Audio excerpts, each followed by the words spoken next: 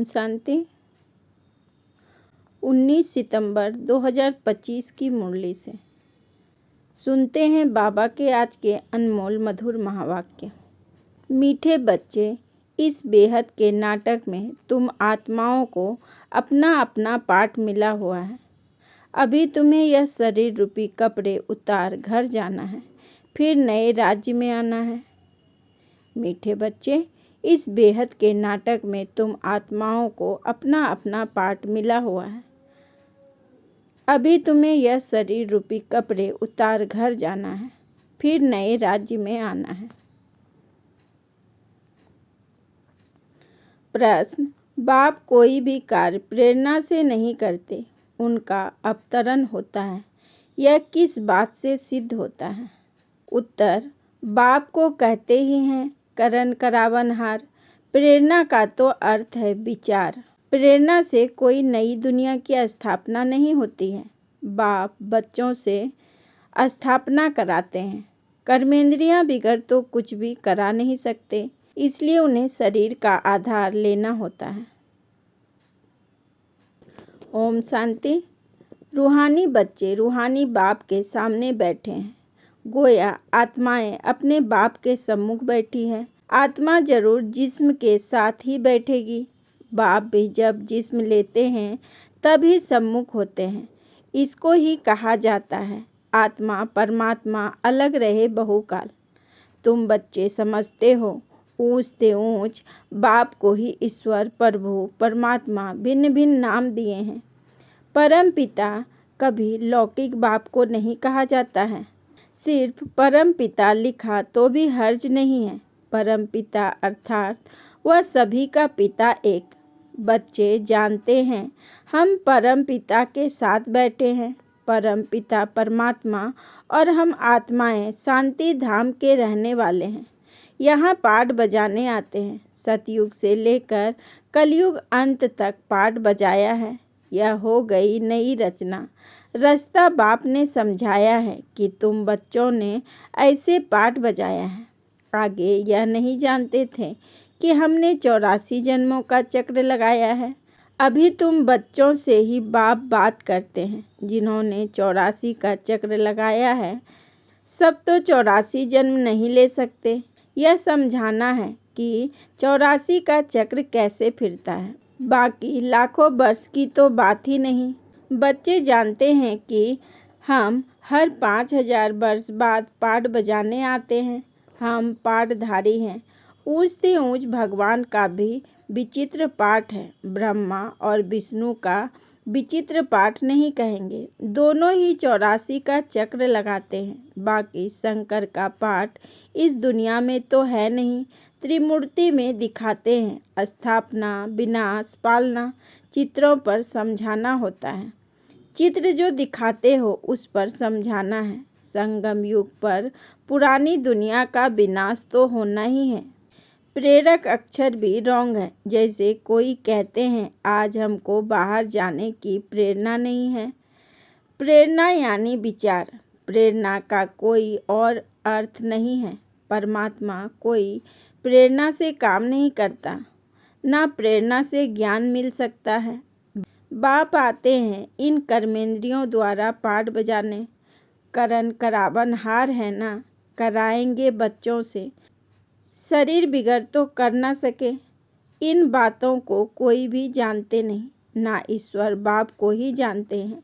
ऋषि मुनि आदि कहते थे हम ईश्वर को नहीं जानते, ना आत्मा को ना परमात्मा को। कोई में ज्ञान नहीं है। बाप है मुख्य क्रिएटर, डायरेक्टर। डायरेक्शन भी देते हैं, श्रीमत देते हैं। मनुष्य की बुद्धि में तो सर्वव्यापी का ज्ञान है। तुम समझते हो बाबा हमारा बाबा है। वो लोग सर्वव्यापी कह देते हैं तो बाप समझ ही नहीं सकते। तुम समझते हो यह बेहद के बाप की फैमिली है। सर्वव्यापी कहने से फैमिली की खुशबू नहीं आती। उनको कहा जाता है निराकारी शिव बाबा। निराकारी आत्माओं का बाबा।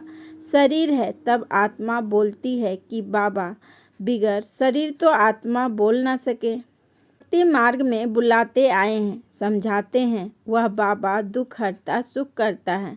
सुख मिलता है सुख धाम में, शांति मिलती है शांति धाम में।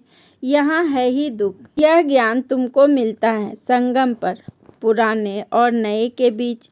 बाप आते ही तब हैं जब नई दुनिया की स्थापना और पुरानी दुनिया का विनाश होना है। पहले हमेशा कहना चाहिए नई दुनिया की स्थापना, पहले पुरानी दुनिया का विनाश कहना रॉन्ग हो जाता है।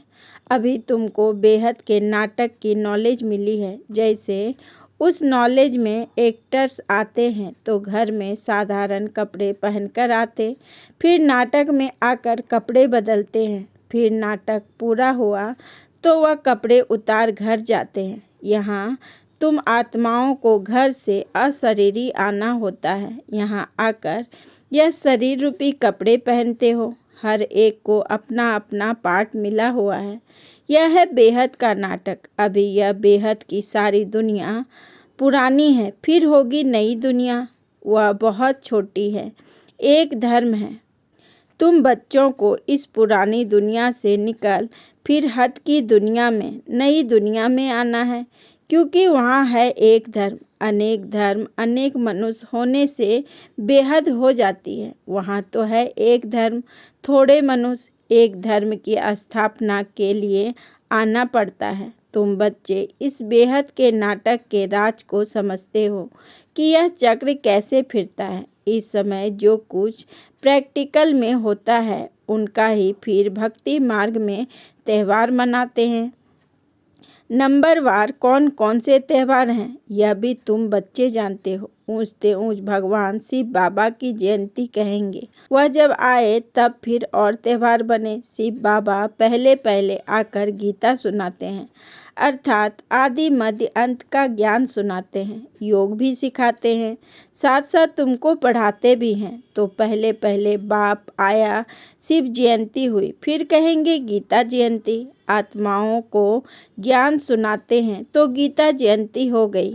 तुम बच्चे विचार कर त्योहारों को नंबरवार लिखो। इन बातों को समझेंगे भी अपने धर्म के। हर एक को अपना धर्म प्यारा लगता है, दूसरे धर्म वालों की बात ही नहीं। भल किसको दूसरा धर्म प्यारा हो भी परंतु उसमें आ न सके। स्वर्ग में और धर्म वाले थोड़े ही आ सकते हैं।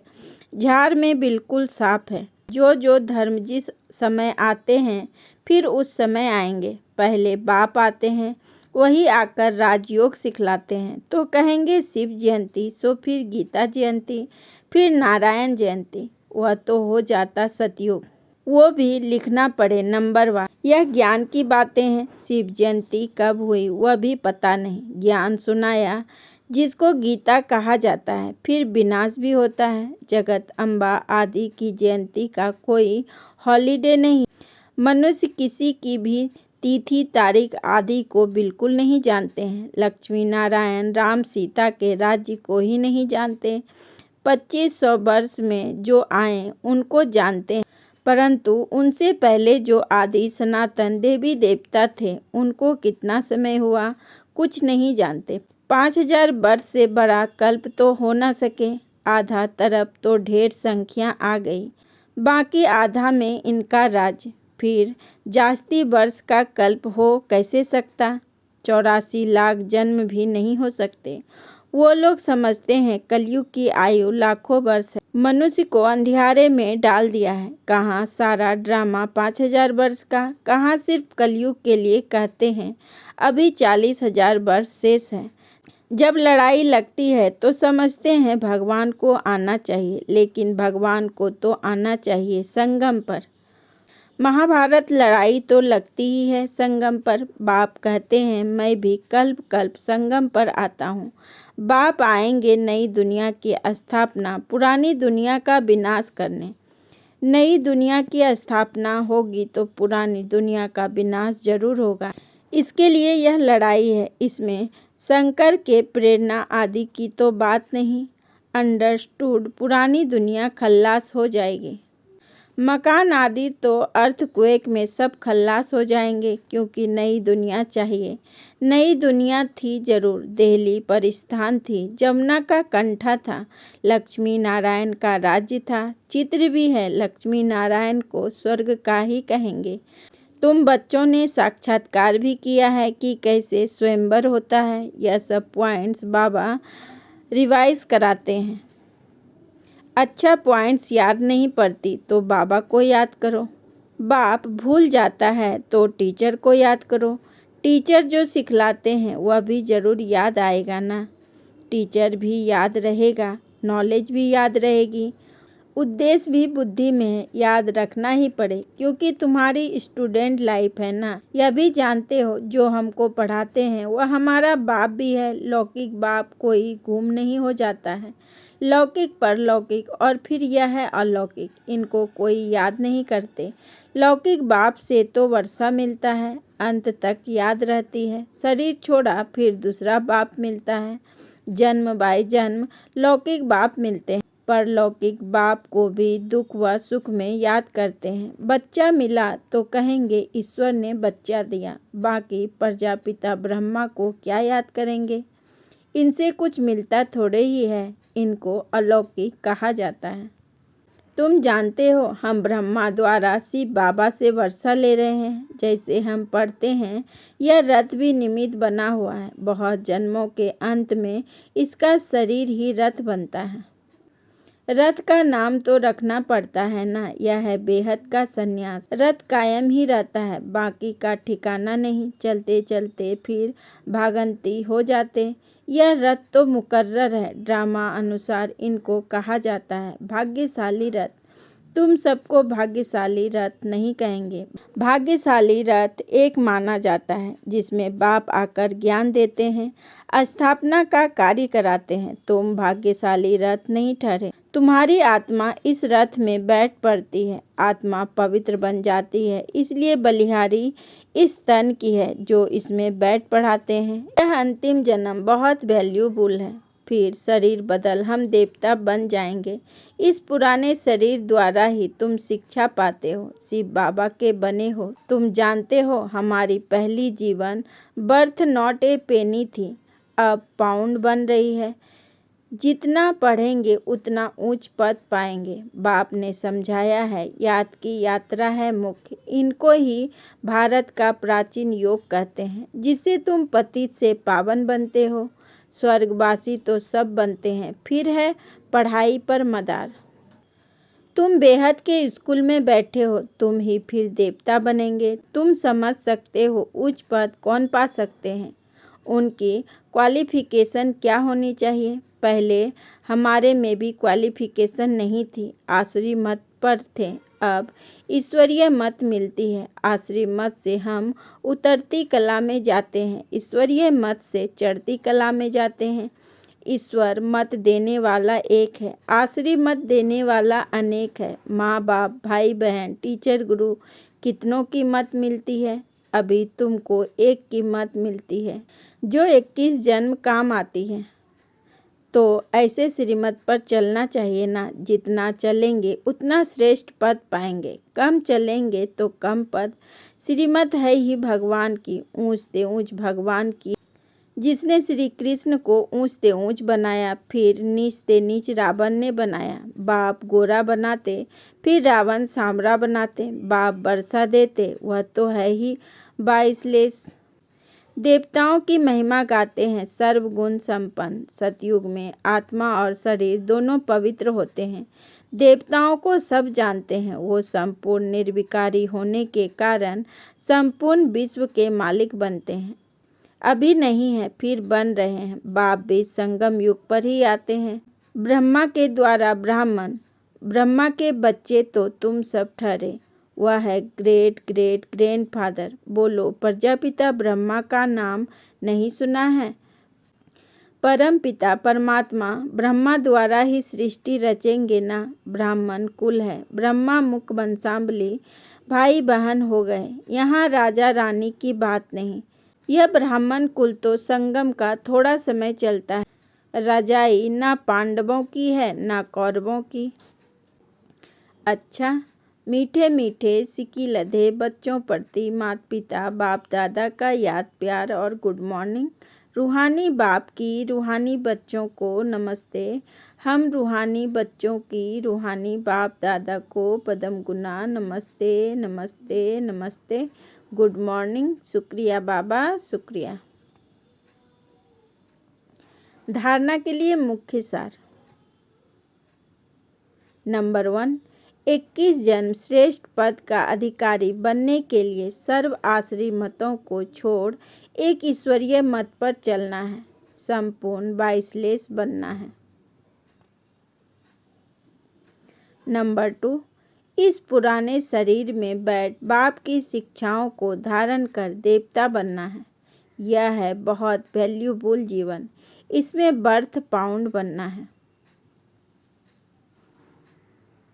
वरदान, सर्व आत्माओं को यथार्थ अविनाशी सहारा देने वाले आधार उद्धार मूर्त भव।